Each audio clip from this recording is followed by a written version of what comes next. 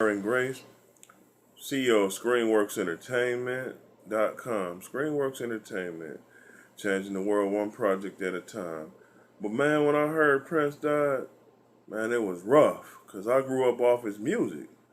You know, Prince Rogers Nelson, born June 7th, 1958. He had a musical influence out of Minneapolis. He was a singer, songwriter, instrumentalist, producer, and actor. My first connection to Prince was when I heard the album Prince, the titled album Prince in 1979. I was 11 years old, and I heard the song I Want to Be Your Lover. Man, that song was hot, man. I still remember that, man. It brought me out my shell, man. You know what I mean? I might not even be in the entertainment business if it wasn't for that. I mean, he had a combination of funk, rock, dance, and all sorts of funk elements that was influenced by people like James Brown, Wilson Pickett. You know, it's unbelievable. And he created his own sound from that. In 1984, he began referring to his backup band as The Revolution, and he made the hit song Purple Rain. Man, now listen, I remember that song because of this. I had a fight with some homeboys. I was into the gang thing by 1984. I was feeling myself 16, and we was coming out the movie Purple Rain, and I still remember this. Some gangbangers was disrespecting the girls I was with, and I stood up for them, and they ended up chasing me around the block. Had it not been for a cop saving me, I'd have been up. Might not even be here doing this video. But you know what though? My first intimate encounter with Prince was with his ex-girlfriend Vanity, also known as Denise Matthews. I mean, she was really into Prince. She really loved him, even to the day she died. She even made a comment that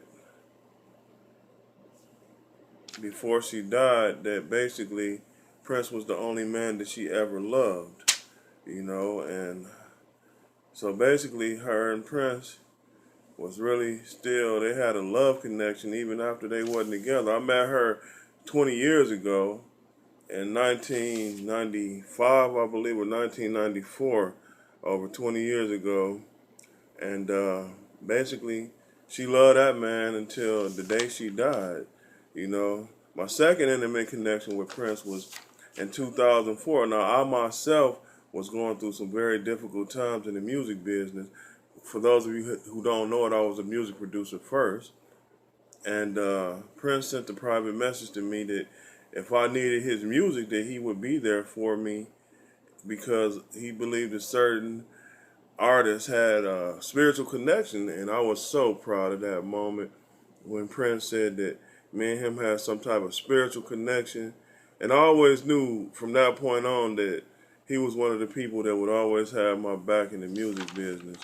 You know, one of the things I like to think that when Vanity died, God rest her soul, because I loved her so much. She was a close friend of mine. Even up until the day she died, I had talked to her a week or so before, and we was arguing, but I told her I was sorry. But a lot of times when people leave in proximity, it's because the one person that was they balance in the world left the world first. And February 22nd, 2016, Vanity, also known as Denise Matthews, left the world. And I had heard that Prince stopped a concert in Belgium to dedicate 3 songs to her. And from that point on, I knew he still loved her.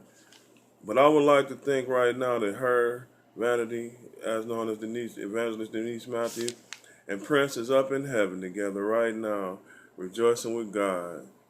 And their love is eternal, and they both made such a major impact.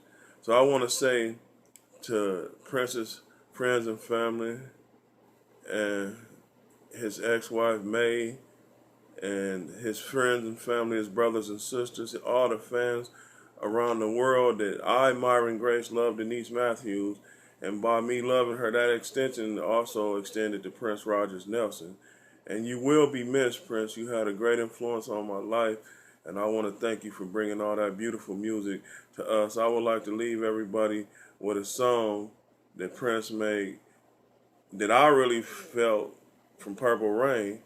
and I will die for you. God bless everybody. I love y'all.